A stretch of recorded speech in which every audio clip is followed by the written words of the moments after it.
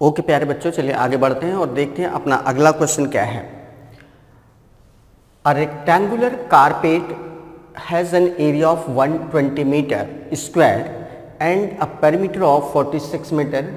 एक रेक्टेंगुलर आयताकार आकृति में कारपेट है और उसका जो एरिया है वो 120 मीटर स्क्वायर है, जबकि इसका जो पेरीमीटर है वो बच्चों कितना है 46 मीटर है। तो कह रहा है the length of its diagonal, तो इसके विकर्ण की लंबाई क्या होगी। चले सॉल्व करते हैं, देखते हैं बच्चों। ये आपका रेक्टेंगुलर कारपेट है इस तरीके से, है ना, ये रेक्टेंगुलर कारपेट है। हमने लेट कर लिया कि इस रेक्टेंगुलर कारपेट की जो लेंथ है बच्चों वो क्या है L है, और जो विड्थ है वो क्या है B है। लेंथ क्या है L, लेंथ बच्चों क्या है L, और ब्रेड्थ मीन्स जो चौड़ाई है वो बच्चों क्या है B। तो लेंथ L है, चौड़ाई B है ना। तो बताओ जो इसका एरिया होगा वो क्या होगा। देन एरिया, इसका एरिया क्या होगा, देन एरिया इक्वल होगा लेंथ इंटू विड्थ, यही तो होता है। और एरिया कितना गिवन है 120, मीन्स 120 इक्वल क्या है LB, या LB की वैल्यू हमको पता चल गई कितनी है 120। एक चीज़ तो ये पता चल गई। फिर कह रहा है जो इसका पेरीमीटर है वो 46 मीटर है। पेरीमीटर क्या होता है, नाउ पेरीमीटर क्या होता है बच्चों, पेरीमीटर P इक्वल क्या होता है 2L प्लस B होता है ना। तो पेरीमीटर है 46 equal twice L plus B। 2 से डिवाइड करेंगे बच्चों तो 23 इक्वल क्या आ जाएगा L plus B, means L plus B की वैल्यू क्या है 23।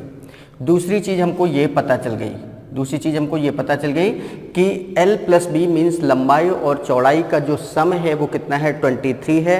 और एक चीज़ ये पता चल गई कि L इंटू B, इन दोनों का जो मल्टीप्लिकेशन है वो कितना है 120। तो क्या पूछ रहा था, the length of its diagonal. तो इसके डायगोनल क्या होता है, ये चीज़ होती है, ये डायगोनल क्या होगा, डायगोनल क्या होता है बच्चों इसका under root L square plus B square होता है ना। एक काम करते हैं, चले इसका स्क्वायर कर देते हैं। इसका क्या कर देते हैं, ऑन स्क्वायरिंग दिस, इसका स्क्वायर करेंगे तो क्या आ जाएगा, ये हो जाएगा L प्लस B का होल स्क्वायर इक्वल 23 का स्क्वायर। 23 का क्या हो जाएगा स्क्वायर, दोनों तरफ स्क्वायर करेंगे यही तो होगा। अब ये हो गया A प्लस B का होल स्क्वायर, तो क्या हो गया बच्चों L square plus B square plus 2LB equal 23 का स्क्वायर 529। 23 का स्क्वायर क्या होता है बच्चों 529, तो ये लिख दिया। अब यहाँ पर देखो LB की वैल्यू क्या है बच्चों 120, तो जहाँ पर LB लिखा है वहाँ पर हम क्या लिख सकते हैं 120, तो ये हो जाएगा L square plus B square plus 2 into 120 equal 529। तो इससे L square plus B square equal क्या हो जाएगा 120 इंटू 240, इधर माइनस कर देंगे तो 529 माइनस 240 कितना हो जाएगा बच्चों 9 माइनस 0 9, 12 में से 4 9 और ये 289। तो L square plus B square की वैल्यू क्या आ गई बच्चों 289। देन स्क्वायर रूट ले लेंगे, L square plus B square की वैल्यू क्या आ जाएगी, इसका स्क्वायर रूट लेंगे तो कितना हो जाएगा 17। और ये जो under root L square plus B square होता है यही तो डायगोनल होता है। इट मीन्स इसका जो डायगोनल आ गया, देन डायगोनल क्या हो जाएगा बच्चों 17 सेंटीमीटर हो जाएगा, क्योंकि under root L square plus B square क्या आ रहा है 17, और under root L square plus B square ये क्या है, इसका डायगोनल ही तो है। तो डायगोनल पूछा गया था क्वेश्चन में, तो इस क्वेश्चन का आंसर बच्चों क्या आ जाएगा 17 सेंटीमीटर। तो इस तरीके से बच्चों ये क्वेश्चन को सॉल्व किया गया। अच्छा क्वेश्चन था, एक बार फिर से बता दे रहे हैं। हमने लेंथ को क्या कंसिडर किया है L, विड्थ मीन चौड़ाई को B। तो क्वेश्चन के अकॉर्डिंग उसने एरिया दिया था, एरिया क्या होता है LB एरिया होता है, तो ये एरिया कितना दिया था 120। फिर कह रहा था पेरीमीटर क्या होता है 2L प्लस B, ये कितना दिया था 46, तो 46 इक्वल 2L प्लस B, तो L प्लस B की वैल्यू क्या आ गई 23। इस तरीके से तो हमें L प्लस B पता चल गया और LB पता चल गया, और हमको पता करना था under root L square plus B square, क्योंकि यही इसका विकर्ण होता है, डायगोनल होता है। तो हमने इसका क्या कर दिया स्क्वायर। जब स्क्वायर करेंगे तो ये हो जाएगा l प्लस बी का होल स्क्वायर इक्वल 23 का स्क्वायर। इसको खोल देंगे तो l प्लस बी का होल स्क्वायर जब खोलेंगे तो क्या आ जाएगा बच्चों, l square plus B square plus 2lb equal 23 का square 529। l square plus B square plus 2 और lb की वैल्यू हमें पता है 120 और इस तरीके से सॉल्व कर लिया तो under root L square plus B square की वैल्यू क्या आ गई 17 और under root L square plus B square ही क्या है, डायगोनल ऑफ दिस रेक्टेंगल, इस आयत का क्या है, विकर्ण है। तो आंसर क्या आ गया, इस आयत का विकर्ण क्या होगा बच्चों 17 centimetre. Got it? Any problem? कोई दिक्कत नहीं। चलिए आगे बढ़ते हैं और देखते हैं अपना अगला क्वेश्चन क्या है। प्यारे बच्चों चलिए आगे बढ़ते हैं और देखते हैं अपना अगला क्वेश्चन क्या है। बहुत बढ़िया सा क्वेश्चन आया हुआ, बहुत ही बढ़िया क्वेश्चन है। चलिए पढ़ लेते हैं क्या है। The hypotenuse of A right angle triangle is 39 centimetre and the difference of two other sides is 21 centimetre, then the area of the triangle is, तो इस ट्रायंगल का एरिया क्या होगा।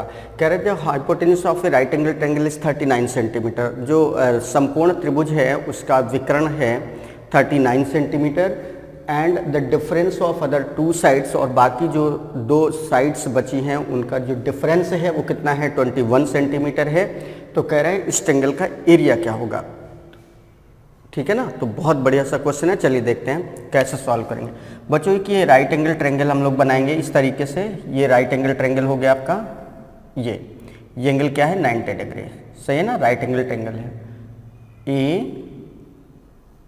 बी सी, ये आपका हो गया राइट एंगल ट्रायंगल। ठीक है ना। चलिए इसमें जो डायगोनल है ए सी इक्वल कितना गिवन है बच्चों, ए सी इक्वल गिवन है 39 सेंटीमीटर, और बाकी जो दो साइड्स बची ये और ये, मीन्स ए बी और ए सी का जो डिफरेंस है मीन्स ए बी माइनस ए सी, ये गिवन है कितना 21। समझ में है।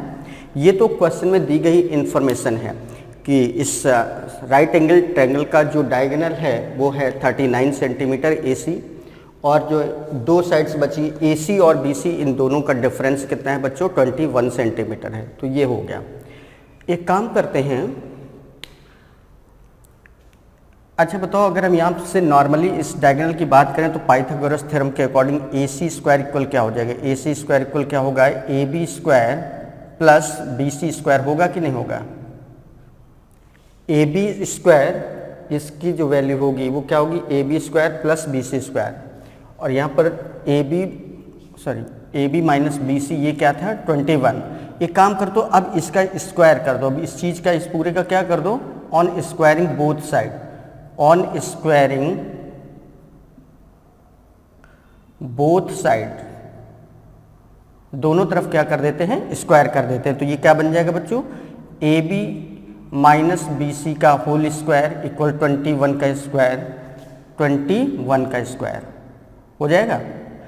अब ये क्या हो जाएगा A B square plus B C square minus 2ab into B C, यही होगा ना बच्चों। A square plus B square minus 2ab होता है, तो A B square plus B C square minus 2ab into B C हो गया equal 21 का स्क्वायर हो गया। अब बच्चों देखो A B square plus B C square ये क्या लिखा है, A B square plus B C square यहाँ पर लिखा है ना, A B square plus B C square, इसकी जगह हम क्या लिख सकते हैं ए सी स्क्वायर। तो ये हो जाएगा आपका A C square minus 2ab into B C equal क्या हो जाएगा 21 का स्क्वायर हुआ, और ए सी क्या है 39, तो ये हो जाएगा 39 का square minus 2ab into B C equal 21 का स्क्वायर। इसको उधर ले जाएंगे तो ये इधर आ जाएगा, तो finally 2ab into B C equal क्या हो जाएगा 39 का स्क्वायर माइनस 21 का square. 2ab into B C equal, ये बच्चों लिखा है A square minus B square, A square minus B square क्या होता है A plus B A minus B, तो ये हो जाएगा 39 प्लस 20 21, 39 प्लस 21 और दूसरे ब्रैकेट में 39 माइनस 21, ये हो गया।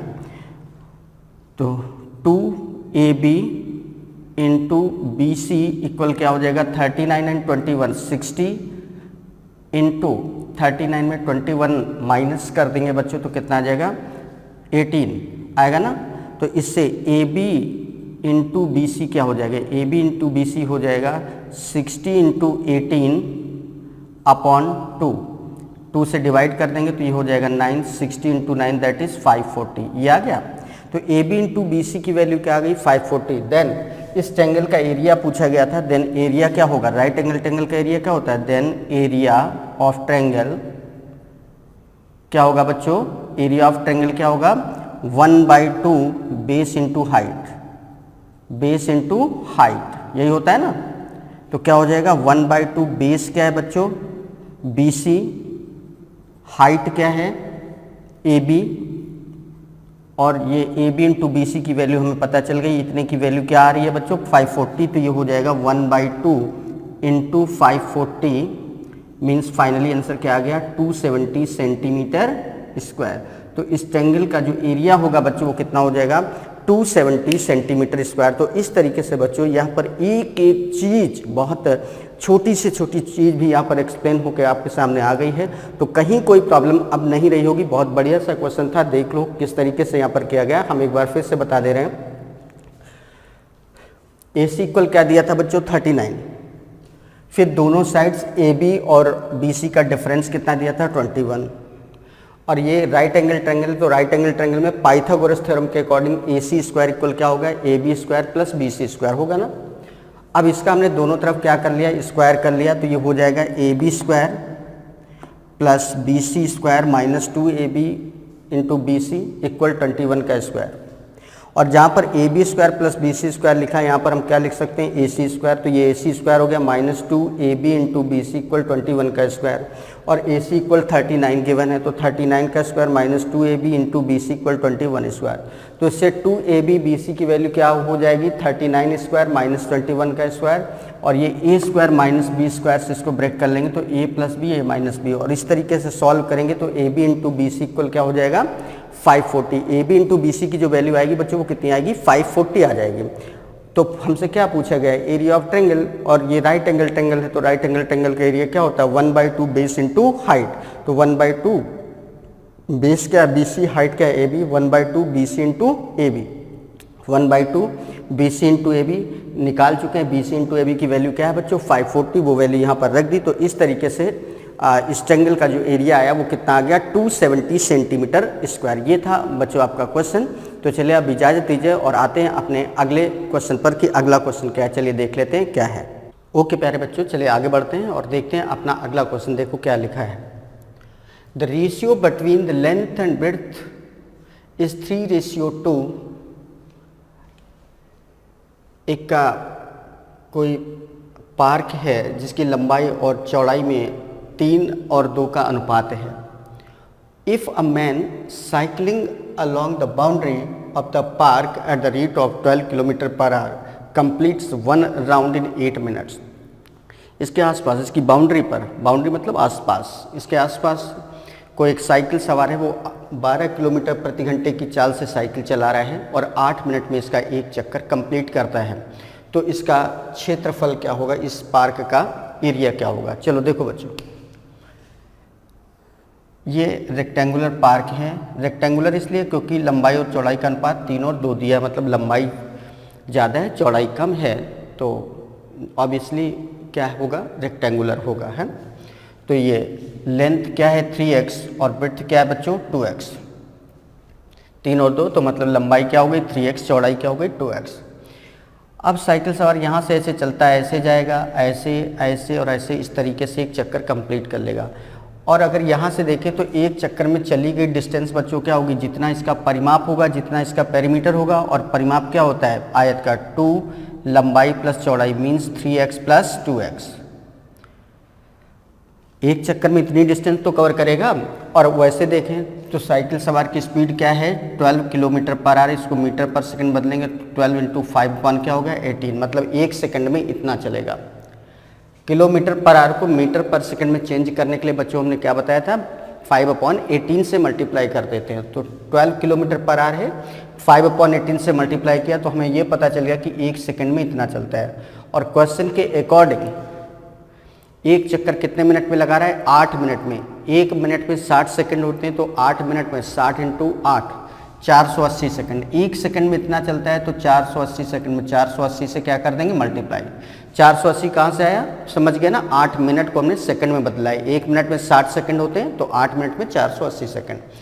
तो इसको सॉल्व करेंगे। 6 3 जा 18, 6 8 जा 3 से डिवाइड किया बच्चों 4, 4 5 जा 20, 20 इंटू कितना हो गया? 80, मीन्स कितना हो गया? 1600 मीटर। 1600 मीटर मतलब एक चक्कर में ये साइकिल सवार एक चक्कर 8 मिनट में लगा रहा था। 8 मिनट का मतलब 480 सेकंड में लगा रहा था, तो 480 सेकंड में कितनी डिस्टेंस कवर हुई ये हमें पता चल गया कितना है। 480 सेकंड में चली गई दूरी क्या है? 1600 मीटर। लेकिन है तो ये एक चक्कर में ही चली गई दूरी ना, क्योंकि एक चक्कर 480 सेकंड में लगा रहा था। तो एक चक्कर में चली गई दूरी बच्चों यहाँ पर क्या है? 1600, और यहाँ पर एक चक्कर में चली गई दूरी क्या है? ये। तो दोनों चीज़ें सेम हैं, दोनों को इक्वल कर दो। तो 3x + 2x = 1600 कितना हो जाएगा? 3x 2x 5x × 2 10x की वैल्यू क्या होगी बच्चों? 1600। तो x की वैल्यू क्या आ जाएगी? 160। और अगर x की वैल्यू 160 आ गई तो इसकी लेंथ बच्चों क्या है? 3x है। तो कितना हो जाएगा? 3 × 160 मीन्स 480 मीटर आ जाएगी लेंथ। और चौड़ाई क्या है? 2x है, तो ये कितना हो जाएगा? 2 × 160 दैट इज़ 320 मीटर, है ना। तो लंबाई ये आ गई, चौड़ाई ये आ गई। लंबाई और चौड़ाई पता चल गया। देन एरिया क्या हो जाएगा बच्चों? एरिया हो जाएगा लेंथ इंटू विड्थ, मीन्स 480 × 320। बस मल्टीप्लाई कर लेंगे इसको, तो कितना हो जाएगा बच्चों? ये हो जाएगा आपका 2 8 जा 48, 2 जा 96 इंटू 3 8 जा 24, 2 3 4 जा 12, 2 14, है ना। 6 9 4 13 और ये 15 और ये 2 0 यहाँ पर आ जाएंगे फाइनली, है ना। तो इतने मीटर स्क्वायर ये क्या हो जाएगा बच्चों? इसका एरिया हो जाएगा। तो इस पार्क का जो एरिया आएगा बच्चों वो कितना आ जाएगा? 153600 मीटर स्क्वायर। इसका एरिया क्या आ गया? 153600 मीटर स्क्वायर। तो ये था बच्चों क्वेश्चन आपका। समझ में आया किस तरीके से सॉल्व किया गया है? लंबाई और चौड़ाई का अनुपात क्या था? 3 और 2 था। तो लंबाई हमने लेट कर ली 3x है, चौड़ाई क्या है? 2x है ना। तो अगर हम इस तरीके से यहाँ से देखें तो एक चक्कर में चली गई दूरी क्या होगी? जितना इसका परिमाप होगा, परिमाप क्या होगा? 2 3x + 2x। 2 लंबाई प्लस चौड़ाई होता है ना। अब फिर यहाँ पर उसकी स्पीड क्या थी? 12 किलोमीटर पर आवर, मतलब 1 घंटे में कितना चलता है? 12 किलोमीटर। तो मीटर पर सेकंड में चेंज कर लिया, तो 5/18 से मल्टीप्लाई कर दिया। 1 सेकंड में इतना, तो 8 मिनट में एक चक्कर पूरा कर रहा था ना। तो 8 मिनट का मतलब क्या हो गया? 60 × 8 480 सेकंड। 480 सेकंड में कितना चलेगा? 1600 मीटर। मतलब ये जो लिखा है ये भी एक चक्कर में चली गई दूरी है, और ये भी क्या है? एक चक्कर में चली गई दूरी है। तो दोनों सेम ना, दोनों को सेम कर दिया। तो 3x + 2x = कितने को हो जाएगा? 1600 के। सॉल्व करेंगे तो x की वैल्यू क्या आ जाएगी? 160। और x की वैल्यू अगर पता चल गई 160 है, तो ये वैल्यू उठा के यहाँ पर रखी, तो 3x था। लंबाई तो 3 × 160 मतलब 480 मीटर। चौड़ाई क्या थी? 2x मतलब 2 × 160 मीन्स 320 मीटर। तो लंबाई 480 मीटर आ गई और चौड़ाई 320 मीटर आ गई। लंबाई और चौड़ाई पता चल गई, इसलिए इसका एरिया बच्चों क्या हो जाएगा? लंबाई इंटू चौड़ाई दोनों का मल्टीप्लाई कर दिया, और फाइनली आंसर हमारा क्या आ गया? 153600 मीटर स्क्वायर। तो बहुत बढ़िया तरीके से समझ गए होंगे ये क्वेश्चन, कहीं कोई प्रॉब्लम नहीं। चलिए तुरंत आ जाते हैं अपने अगले प्रश्न पर। प्यारे बच्चों, चलिए बात करते हैं अपने नेक्स्ट क्वेश्चन की। और नेक्स्ट क्वेश्चन बहुत बढ़िया क्वेश्चन है। A room 16 metre 5 centimetre long. एक रूम है जिसकी लंबाई क्या है? 16 मीटर 5 सेंटीमीटर। रूम की लेंथ क्या है बच्चों? 16 metre 5 centimetre, 16 metre 5 centimetre and 15 metre broad, और इसकी चौड़ाई क्या है? 15 metre. Is to be fitted with equal square tiles. और इसमें वर्गाकार टाइल्स पूरे में लगवाने हैं, इसको फिट कराना है वर्गाकार टाइल्स से। टाइल्स जो ये फर्श पर लगाए जाते हैं। तो वर्गाकार शेप में टाइल्स हैं, उससे इसको पूरा का पूरा कवर करना है, फिट करना है। तो कह रहा है how many number of largest possible tiles are required so that they exactly fit. तो बड़ी से बड़ी साइज के, बड़ी से बड़ी साइज मतलब मैक्सिमम कितनी साइज के कितने टाइल्स इसको ढकने में लगेंगे। मतलब साइज का टाइल्स का साइज जो होना चाहिए वो ज़्यादा से ज़्यादा होना चाहिए। छोटा से छोटा तो कुछ भी हो सकता है, ज़्यादा से ज़्यादा मतलब बड़े से बड़े टाइल का साइज क्या होगा और उनकी संख्या कितनी होगी जिससे कि ये पूरा का पूरा क्या हो जाए, कवर हो जाए। मीन्स लंबाई चौड़ाई पूरा का पूरा फर्श क्या हो जाए, कवर हो जाए। तो यहाँ पर दो चीज़ें हैं। सबसे पहले तो आप ये देखो कि बड़े से बड़ा जो टाइल का साइज होगा वो पता करना पड़ेगा। मतलब टाइल का साइज क्या होना चाहिए जिससे कि वो लंबाई को भी पूरी तरीके से कवर कर ले और चौड़ाई को भी पूरी तरीके से कवर कर ले, कहीं कोई स्पेस ना बचे और ना ही कोई टाइल्स को तोड़ा जाए, काटा जाए। क्लियर है, ये बात समझ लो। तो चलिए, लेंथ यहाँ पर कितनी है बच्चों? लेंथ है आपकी रूम की 16 metre 5 centimetre. 16 metre 5 centimetre. 1 metre में 100 सेंटीमीटर होते हैं, तो 16 मीटर में 1600 और ये 5 सेंटीमीटर मतलब 1605 सेंटीमीटर। मीन्स लंबाई कितनी है? 1605 सेंटीमीटर। चौड़ाई बच्चों कितनी है? इसकी चौड़ाई है आपकी 15 metre. 15 metre means 1500 centimetre. Clear? अब एक बात ध्यान रखो, इन दोनों नंबर्स का जो HCF होगा क्या होगा? HCF, हाईएस्ट कॉमन फैक्टर, है ना। जो HCF होगा वही इस नंबर को पूरी तरीके से डिवाइड करेगा, वही इस नंबर को पूरी तरीके से डिवाइड करेगा। और हाईएस्ट का मतलब वही बड़ी से बड़ी नंबर होगी। और इसी को यहाँ पर क्वेश्चन में लिंक करना है। मतलब उस टाइल का जो साइज होगा, बड़े से बड़े टाइल का जो साइज होगा वो कैसे निकलेगा? इन दोनों नंबर्स का HCF लेकर। तो सबसे पहला काम क्या करना है? इन दोनों नंबर्स का हमें क्या लेना है? HCF। तो HCF कैसे लेते हैं? बहुत आसान है। इन दोनों नंबर्स में जो बड़ी नंबर है, बड़ी नंबर ये है, छोटी नंबर से इसको डिवाइड करो। तो 1500 से 1605 को डिवाइड करेंगे तो 1500 आ गया। आया? कितना बचा बच्चों? 105। और 105 से इसको डिवाइड करो तो कितना आ जाएगा?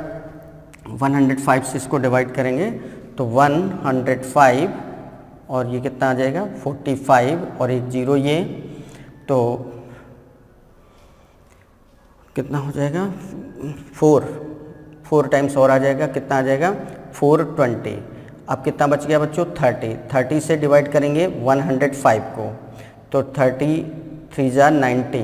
कितना आ गया? 15। अब 15 से डिवाइड करेंगे 30 को तो 15 2 जा 30। और जहाँ पर जिससे ये पूरी तरीके से डिवाइड हो जाता है, कुछ भी शेष नहीं बचता, वही नंबर हमारी क्या होती है? HCF। तो यहाँ पर HCF क्या आ रहा है बच्चों? 15। HCF क्या आ रहा है? 15, क्योंकि 15 से ही ये पूरी डिवाइड हो गई। अब आगे कोई रिमाइंडर नहीं बचा। सही है ना। तो इस तरीके से HCF निकालने का ये तरीका होता है। जब भी दो नंबर्स का HCF निकालना हो तो क्या करते हैं?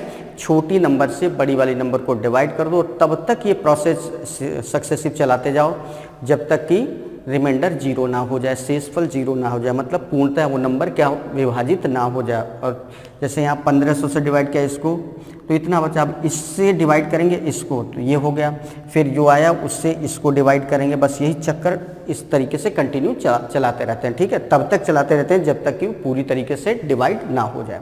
तो यहाँ पर HCF क्या आ गया? 15। इसका मतलब 15 सेंटीमीटर उस टाइल का साइज होगा। बड़े से बड़े टाइल का साइज क्या होगा? 15 सेंटीमीटर। और ये वर्गाकार है तो जाहिर सी बात है 15 बाई 15 होगा, मतलब 15 सेंटीमीटर लंबा और 15 सेंटीमीटर चौड़ा। ठीक है ना। अब रूम का एरिया क्या बनेगा? रूम का एरिया क्या बनेगा?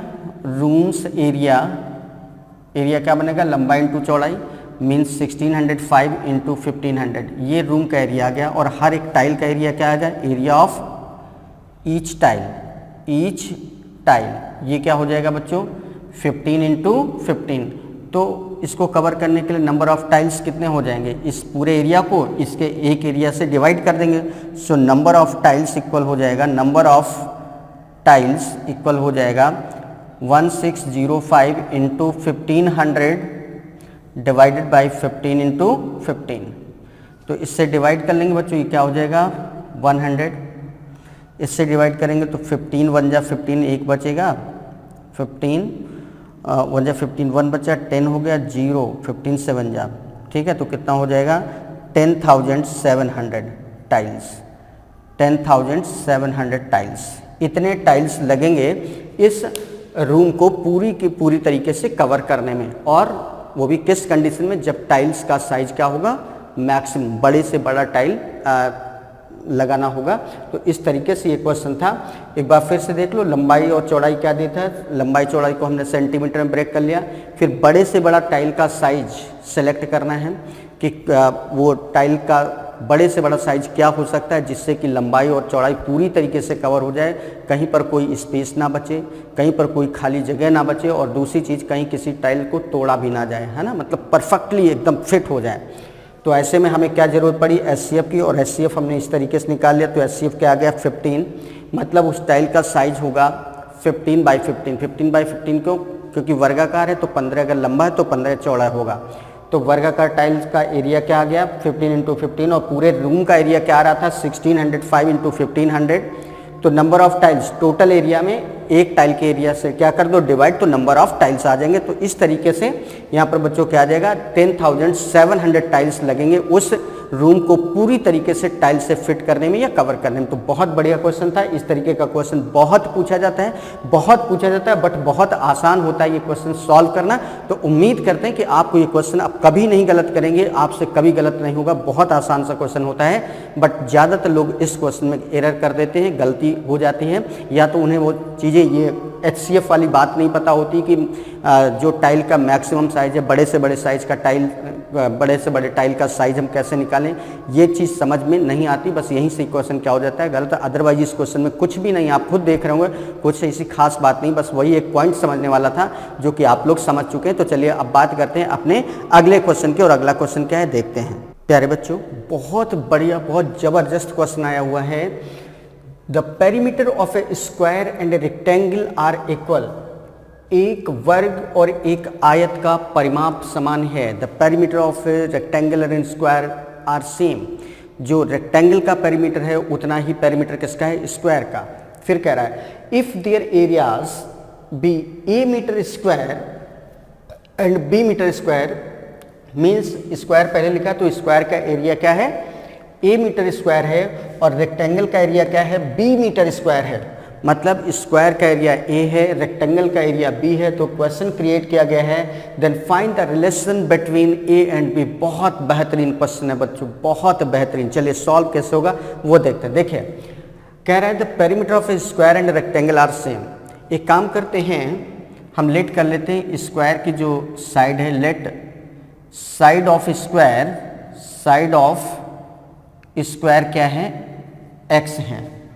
अगर इसकी भुजा, वर्ग की भुजा x है, देन पेरीमीटर, तो इसका पेरीमीटर क्या होगा, देन इसका पेरीमीटर क्या होगा बच्चों, 4 इंटू साइड होता है ना, तो 4x, इसका 4x क्या हो गया पेरीमीटर। अगर इसकी हमने भुजा x सेलेक्ट करी तो इसका परिमाप क्या होगा 4x, और इसका जो एरिया गिवन है, एरिया गिवन है वो कितना है बच्चों ए मीटर स्क्वायर, ये गिवन है ए मीटर स्क्वायर, ये दिया है ना। इसी तरीके से हम बात कर लेते हैं रेक्टेंगल की। लेंथ क्या है L है, और ब्रेड्थ क्या है B है, ब्रेड्थ है B, तो इसका पेरीमीटर क्या होगा 2 लेंथ प्लस ब्रेड्थ, यही तो पेरीमीटर होता है। ये इसका पेरीमीटर हो गया, और इसका जो एरिया गिवन है वो कितना गिवन है बच्चों B मीटर स्क्वायर, है ना, ये गिवन है। ठीक, अब क्वेश्चन के अकॉर्डिंग कह रहा है कि जो इसका पेरीमीटर है, मीन्स स्क्वायर का पेरीमीटर है, और जो रेक्टेंगल का पेरीमीटर है, ये बात रेक्टेंगल की यहाँ पर चल रही है, ये क्या है पूरा रेक्टेंगल की बात चल रही है, और ये बच्चों किसकी बात हो रही थी, ये स्क्वायर की बात हो रही थी, है ना। चलिए ये स्क्वायर है, सही है। अब जैसा क्वेश्चन में बोल रहा है, कह रहा है कि जो स्क्वायर का पेरीमीटर है वो रेक्टेंगल के पेरीमीटर के इक्वल है, मीन्स 4x इक्वल क्या है 2l प्लस b।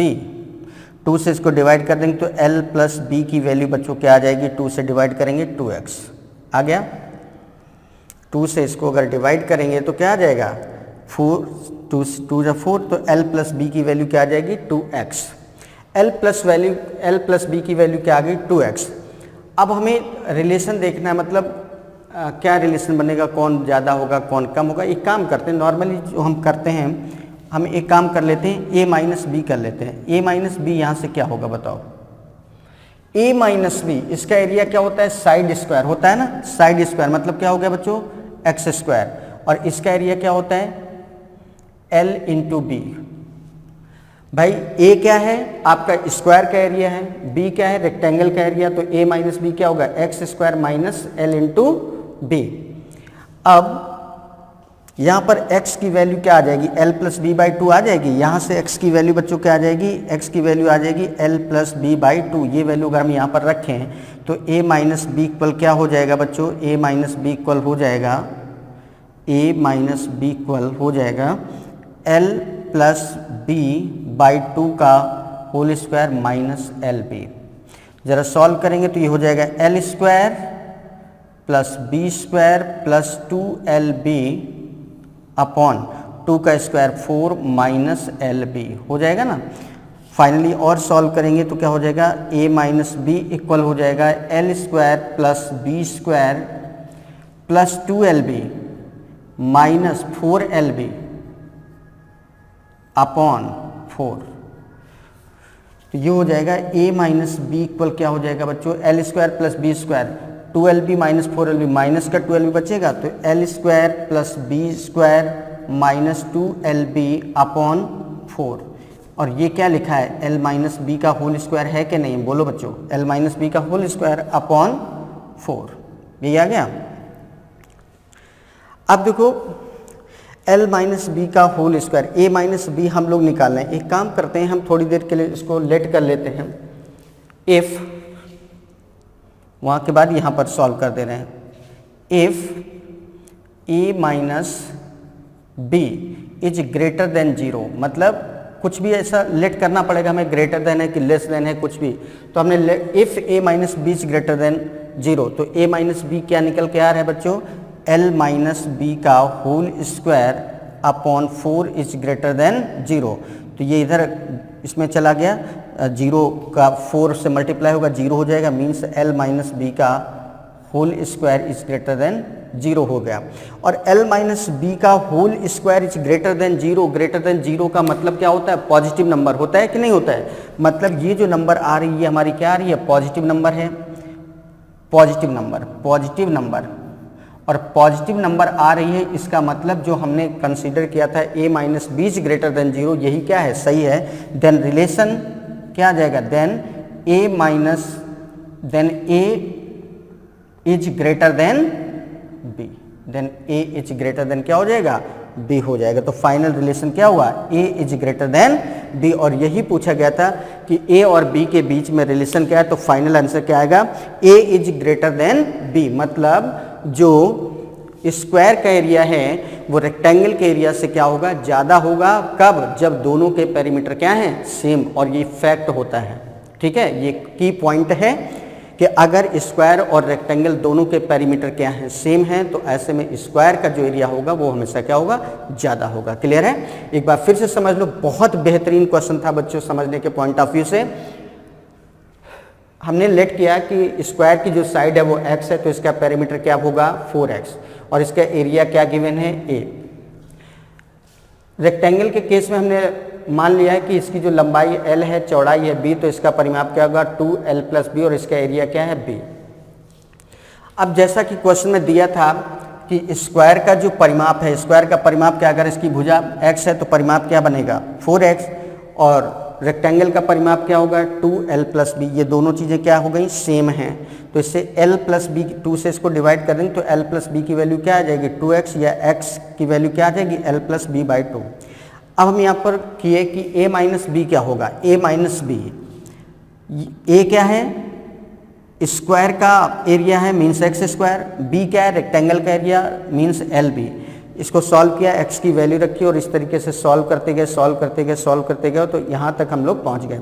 अब हमने लेट कर लिया कि if a minus B is greater than 0, if a minus B is greater than 0, मतलब ये a माइनस बी जो है वो ग्रेटर देन 0, तो ये भी क्या हो जाएगा, ग्रेटर देन 0 हो जाएगा। यहाँ से आप देखो l माइनस बी का whole square is greater than 0, मतलब l माइनस बी की वैल्यू क्या आएगी, पॉजिटिव नंबर आ रही है, और पॉजिटिव नंबर तभी आ सकता है जब a क्या होगा, ज़्यादा होगा, means a is greater than b। अगर b ज़्यादा होता तो यहाँ कभी पॉजिटिव नंबर नहीं आ सकता था। तो यहाँ पर इस कंसिडरेशन, इस मान्यता के आधार पर जो रिजल्ट निकल के आया वो हमारा क्या आया, a is greater than b। और अगर कहीं b इज ग्रेटर देन कर दोगे तो ये सारा रिजल्ट क्या हो जाएगा, उलट पलट हो जाएगा, मतलब इस तरीके से सेटिस्फाई नहीं होगा। तो यहाँ पर इस प्रकार से इसको सॉल्व किया गया है। उम्मीद करते हैं बच्चों आप समझ में आ गया होगा किस तरीके से हमने क्वेश्चन को यहाँ पर सॉल्व किया है और कितना बढ़िया सा बेहतरीन सा क्वेश्चन था। तो चलिए अब आगे बढ़ते हैं और देखते हैं अपना अगला क्वेश्चन क्या है।